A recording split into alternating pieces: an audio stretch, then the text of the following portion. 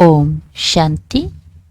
आज 4 फरवरी 2022 की साकार रूप में चले हुए प्यारे बाबा की मधुर महावाक्य सुनते हैं। प्यारे बाबा बोले, मीठे बच्चे, अपने दिल रूपी दर्पण में देखो कि अंदर में कोई भूत तो नहीं है। भूतों को निकालने का प्रयत्न करते रहो। प्रश्न है, बाप और बच्चों के बीच संगम पर दुनिया से बिल्कुल न्यारी रस्म चलती है, वो कौन सी? उत्तर है, दुनिया में बच्चे बाप को नमस्ते करते हैं, लेकिन यहाँ बाप बच्चों को नमस्ते करते हैं।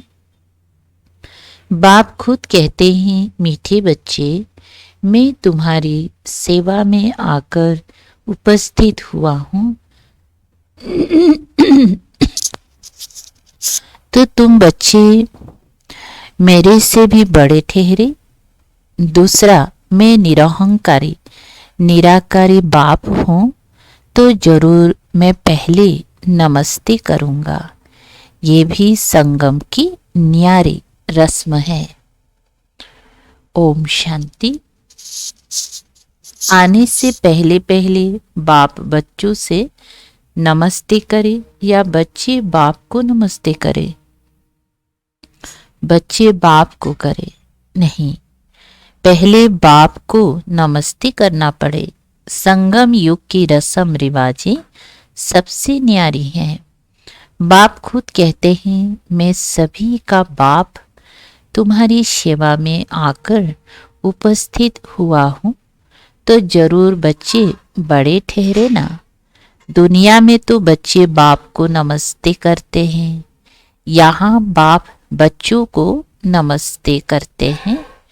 गाया भी हुआ है निराकारी निरहंकारी, तो वो भी दिखलाना पड़े ना। वो तो सन्यासियों के चरणों में झुकते हैं, चरणों को चूमते हैं, समझते कुछ भी नहीं। बाप तो आते ही हैं कल्प के बाद बच्चों से मिलने। तुम बहुत सिकलधे बच्चे हो, इसलिए कहते हैं, मीठे बच्चे, तुम थक गए हो। द्रौपदी के पांव दबाए तो सर्वेंट हुआ ना। वंदे मातरम किसने उच्चारा है? बाप ने। बच्चे समझते हैं बाप आया हुआ है। सारी सृष्टि की बेहद की सेवा पर, सृष्टि पर कितना किचड़ा है। यह है नर्क, तो बाप को आना पड़ता है नरक को स्वर्ग बनाने। बहुत दिल से आते हैं, जानते हैं मुझे बच्चों की सेवा में आना है। कल्प कल्प सेवा पर उपस्थित हुए हैं, यहाँ बैठे सभी की सेवा हो जाती है।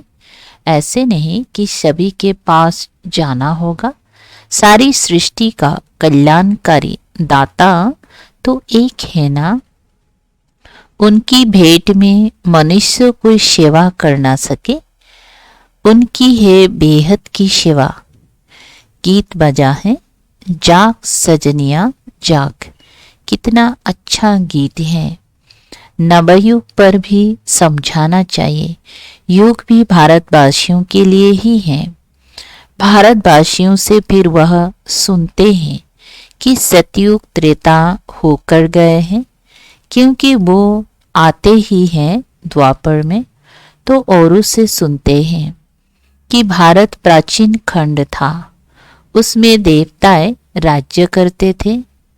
आदि सनातन देवी देवता धर्म था, जो अभी नहीं है। गीता है देवी देवता धर्म का माय बाप, बाकी सब बाद में आते हैं। तो ये हुआ प्राचीन सब धर्मों के लिए। वास्तव में एक गीता ही है मुख्य, जो सबको माननी चाहिए, परंतु मानते कहाँ हैं? वे अपने धर्म शास्त्र को ही मानते हैं। ये तो जानते नहीं कि भगवान ने गीता कब उच्चारी है। गीता है बाप की उच्चारी हुई। उसमें बाप के बदले बच्चे का नाम डाल मुश्किलात कर दी हैं। इसलिए सिद्ध नहीं होता कि शिवरात्रि कब मनावे। शिव जयंती के बाद होती है कृष्ण जयंती।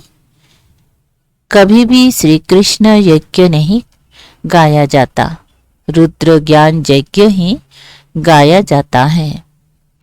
उनसे ही विनाश ज्वाला प्रज्वलित हुई। सो तो बरोबर देख रहे हो। आदि सनातन देवी देवता धर्म की फिर से स्थापना हो रही है। फिर यह और अनेक धर्म रहेंगे नहीं। कृष्ण भी तब आवे जब और सब धर्म ना हो। बाकी सब आत्माएं मुक्ति धाम में रहती हैं। भगवान से तो सबको मिलना होता है ना। सभी बाप को सलाम करेंगे। बाप भी फिर आकर बच्चे को सलाम करते हैं। बच्चे फिर बाप को करते हैं। इस समय बाप साकार में आया हुआ है। यहाँ तो सभी आत्माएं बाप से मिल ना सके, क्योंकि कोटों में कोई ही आएंगे तो सभी भगत कब और कहाँ मिलेंगे। जहाँ से भगवान से बिछड़े हैं वहाँ ही जाकर मिलेंगे। भगवान का निवास स्थान है ही परम धाम। बाप कहते हैं सब बच्चों को दुख से लिबरेट कर परम धाम ले जाता हूँ। ये काम उनका ही है। बाप को आना ही है पतित सृष्टि को पावन बनाने। हेवेनली गॉडफादर है तो जरूर स्वर्ग क्रिएट करेंगे ना। नरक की स्थापना रावण, स्वर्ग की स्थापना बाप करते हैं। इनका राइट नाम है शिव बिंदु। आत्मा भी बिंदु है। भ्रुकुटी के बीच इतने ही रह सकेंगे। तो जैसी आत्मा है वैसा परमात्मा है। परंतु वंडर है जो इतनी छोटी आत्मा में 84 जन्मों का पाठ भरा हुआ है, जो कभी घिसता नहीं, फॉर एवर चलता रहेगा। कितनी गुह्य बातें हैं। जब मनुष्य शांति मांगते हैं, क्योंकि सब शांति में ही जाने वाले हैं, कहते हैं सुख काकविष्टा के समान है। अब गीता में तो है राजयुग से राजाओं का राजा बनना। तो जो सुख को काकविष्टा समान समझते हैं, उन्हों को राजाएं कैसे मिले। ये तो प्रवृत्ति मार्ग की बात है। गृहस्थ व्यवहार में रहते तुमको कमल फूल समान पवित्र रहना है। Charity begins at home. Shiv Baba भी कहते हैं मैं पहले इस साकार ब्रह्मा को समझाता हूँ। शिव बाबा का ये चैतन्य होम है। पहले पहले ये ब्रह्मा सीखते हैं, फिर उनसे एडाप्टेड चिल्ड्रेन नंबरवार सीख रहे हैं। ये बड़ी गुह्य बातें हैं। सदगति दाता पतित पावन खुद आकर ये सब राज समझाते हैं। ऐसे नहीं कि वहाँ से प्रेरणा करते हैं, वह तो यहाँ आते हैं। यादगार भी हैं। शिव के अनेक मंदिर हैं। खुद कहते हैं मैं साधारण ब्रह्मातन में आता हूँ। यह खुद अपनी जन्म को नहीं जानते हैं। इसमें एक की बात नहीं, सभी ब्रह्मा मुख वंशावली बैठे हो। ब्रह्मा मुख के द्वारा तुम ब्राह्मण रचे गए हो। तुम ब्राह्मणों को ही समझाते हैं। यज्ञ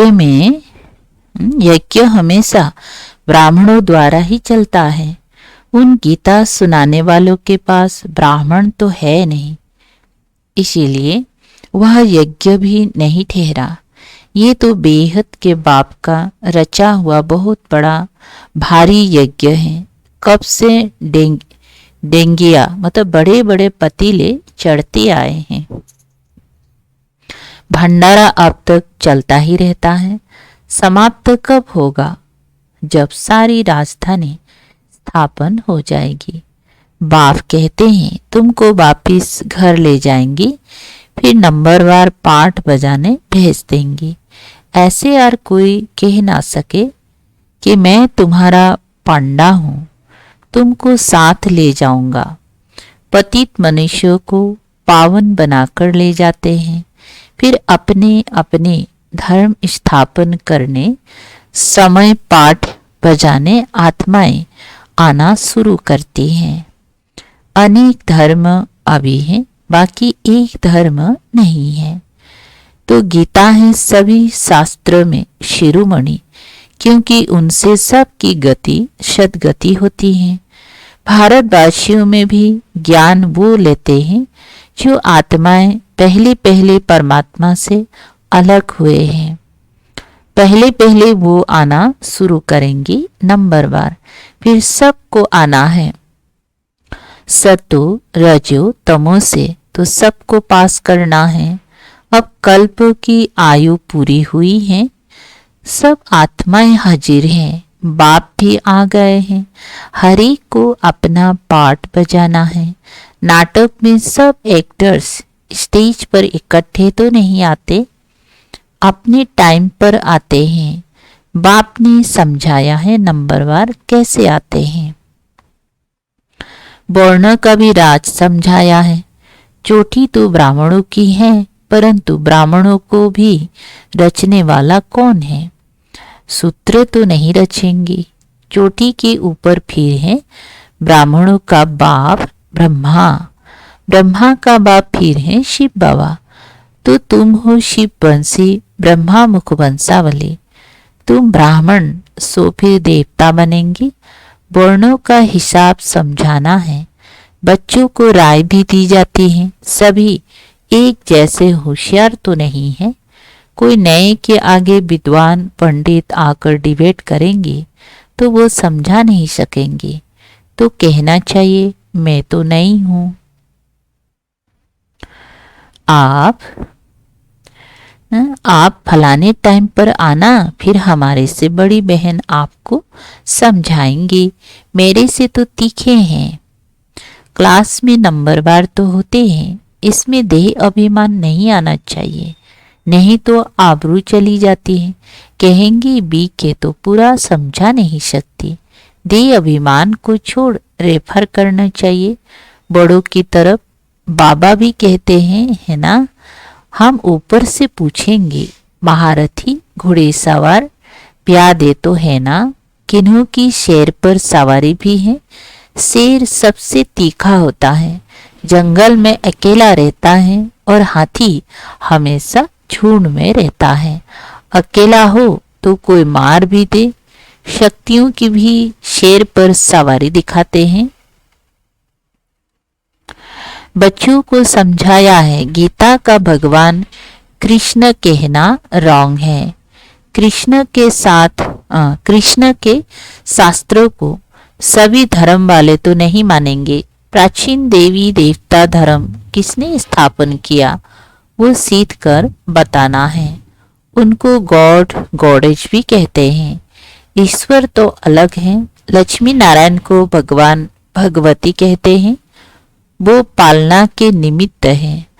अगर लक्ष्मी नारायण को भगवान भगवती कहते तो विष्णु शंकर को पहले भगवान कहना पड़े। तुम जानते हो भगवान बिना गीता को बोल ना सके। भगवान के मुख की गाई गीता है। श्री श्री रुद्र की गीता है। इनको कोई अपना मुख बना ना सके। गीता सिवाय शिव बाबा के और कोई किसी के मुख से आ ना सके। गीता माता है, उनका रचयिता शिव बाबा है। वह बैठ औरली समझाते हैं। वो ज्ञान का सागर है ना, तो रचयिता ही रचना की नॉलेज देंगे। इसीलिए ऋषि मुनि भी कहते हैं बेअंत है। ईश्वर की गत मत ईश्वर जाने। अब ईश्वर की मत सो है श्रीमत, जिससे सदगति मिल जाती है सो तो ठीक है। गति के साथ सदगति दोनों कहना पड़े, क्योंकि भारत में जब स्वर्ग होता है तब और धर्म वाले गति में होते हैं। भारतवासी सदगति अर्थात जीवन मुक्ति में है। अच्छा, यह सब राज बाबा समझाते हैं जो धारण करना है। भक्ति मार्ग वाले कहते हैं वेद शास्त्र आदि सब से ईश्वर का रास्ता मिलता है, परंतु ऐसे तो है नहीं। ये कोई शिमला की पहाड़ी थोड़े ही हैं जो जहां से भी जाओ तो पहुंच जाएंगे। यहाँ तो साजन को सजनियों के पास आना पड़े, सजनियों का श्रृंगार कराना पड़े। स्वर्ग का मालिक बनाने के लिए सब महाराजा महारानी बनने चाहते हैं, परंतु बाबा कहते हैं अपना मुंह तो पहले देखो। नारद की बात भी अभी की है। उनको लक्ष्मी को बढ़ने की दिल हुई तो उसको कहा पहले अपनी शक्ल तो देखो। बाबा भी कहते हैं अपना दिल रूपी दर्पण देखो। काम का भूत तो नहीं आता, जांच करते रहो और भूतों को निकालने का प्रयत्न करते रहो। युक्तियां तो बाबा सब बतलाते रहते हैं, मन में संकल्प तो बहुत आएंगी, कर्म में नहीं आना चाहिए। बाबा अच्छे कर्म सिखलाते हैं ना। कर्म अकर्म विकर्म की गति का ज्ञान भी गीता में है, और तो कोई नहीं जानते। विकर्म कराने वाली है माया, वो सतयुग में होती नहीं। अब श्रीमत पर चलने से ही तुम स्वर्ग में चल सकते हो। ये किसी मनुष्य की मत नहीं है। बाप की श्रीमत से स्वर्ग बन रहा है, औरों की मत से स्वर्गवासी बन ना सके और भी भ्रष्ट बनते जाएंगे। अच्छा, तुम बच्चे जानते हो अब एक धर्म की स्थापना हो रही है। तुम योग बल से गुप्त वेश में अपनी किंगडम स्थापन कर रही हो। हाथ में हथियार आदि तो कुछ है नहीं, ज्ञान के बाण व तीर आदि हैं। उन्होंने फिर स्थूल में दिखा दिया है। ये है सब गुप्त शक्ति। शक्तियों की देखो कितनी पूजा होती है। 10-20 भुजाओं वालों की 10-20 भुजा वाली तो कोई है नहीं, सबकी 2 भुजाएं होती हैं। मनुष्य सृष्टि में 8-10 भुजा वाले कोई होते नहीं। सूक्ष्म वतन में विष्णु को 4 भुजा दिखाते हैं, वह भी अर्थ सहित। बीज को जानने से सारी झाड़ का ज्ञान आ जाता है। अच्छा, ज्ञान का खजाना तो बच्चों को मिलता रहता है। फिर मुख मीठा कराने के लिए बच्चों को टोली खिलाते हैं। शिव बाबा खुद नहीं खाते, सब बच्चों के लिए ही है। राज्य भी बच्चों के लिए है। लक्ष्मी नारायण भी जरूर अपने बच्चों को देंगी। सबको तो बांट नहीं सकेंगी न, सबको तो बांट नहीं देंगी। ये बाप सभी बच्चों को देते हैं। वहां प्रजा भी कहेंगे हम स्वर्ग के मालिक हैं। सुख तो प्रजा को भी है, दुख का नाम भी नहीं। बाकी नंबरवार तो होते ही हैं। वहां तो सोना भी अथाह होता है, यहाँ तो सब खानियां खाली हो गई हैं। गायन भी है किसकी दबी रहे धूल में, किन की राजा खाए किन की चोर लूटी। सफल उनकी होए जो धनी के हवाले करे। अच्छा, मीठे मीठे सिकल दे बच्चों प्रति मात पिता बाप दादा का याद प्यार और नमस्ते। माताओं को वंदे मातरम, बच्चों को याद प्यार और सबको गुड मॉर्निंग। अब रात पूरी होती है, गुड मॉर्निंग आ रहा है। नया युग आ रहा है ब्रह्मा कुमार कुमारियों के लिए। अच्छा, ओम शांति। शुक्रिया बाबा, थैंक यू बाबा। अच्छा, धारणा के लिए मुख्य सार है नंबर 1, देह अभिमान को छोड़ अपने से बड़ों को आगे रखना है। कोई डिबेट करता है तो बड़ों तरफ रेफर करना है, आबरू नहीं गंवानी है। Number 2, charity begins at home, पहले परिवार का कल्याण करना है। गृहस्थ व्यवहार में रहते कमल फूल समान पवित्र बनना है।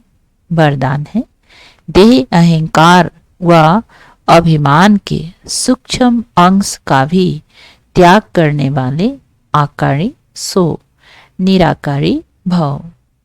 विस्तार, कईयों का मोटे रूप से देह के आकार में लगाव व अभिमान नहीं है,